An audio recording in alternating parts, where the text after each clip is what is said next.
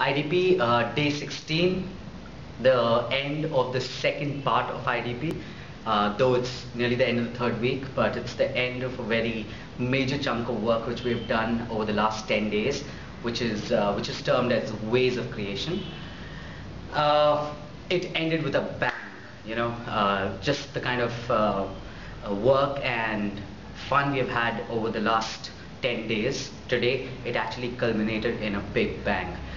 In Ben's class, we were working with spaces, we were working with movement, we were working with the strato stage.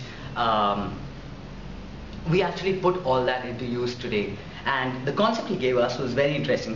Ben is from London, so he generally uses this strato theatre tool and he uses an example of Robert F. Kennedy's assassination. But for us to Indianize the concept and for us to connect with the concept a little more and a little better, he gave us the idea of Rajiv Gandhi's assassination.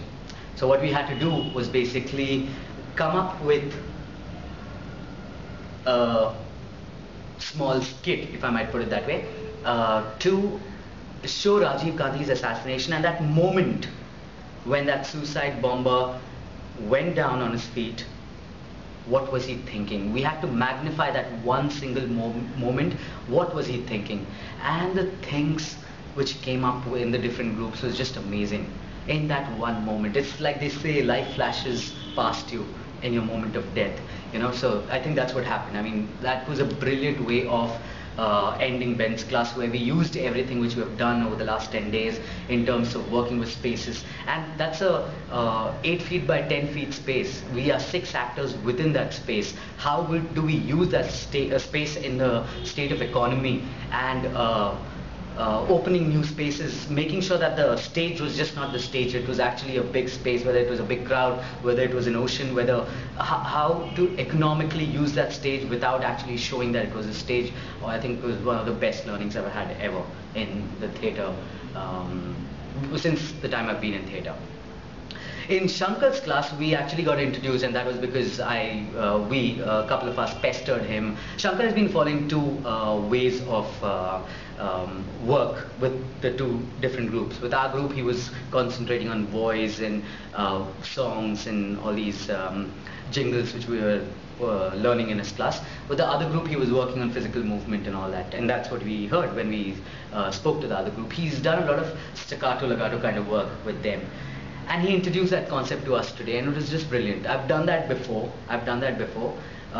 but learning it from someone who is actually a master at what he does was a totally different experience. The way he explained why you do this and what is the purpose of this exercise. I have done it in a different form for a period of 3 months regularly,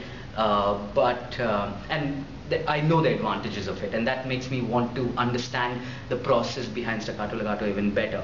And my learning out of staccato legato is the fact that it really helps you focus as an actor. It really helps you concentrate your energies and be ready to perform at any given point of time.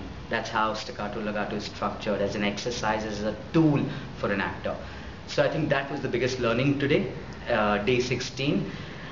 What's going to come forward over the next 3 days, 2 days, 3 days, is the fact that they have allowed us complete freedom. They're going to give us something tomorrow, and some concept, some phrase, some idea, and we have to work on it, which I think is going to be an amazing exercise, because now we are on our own with no instructors. So wish me all the best.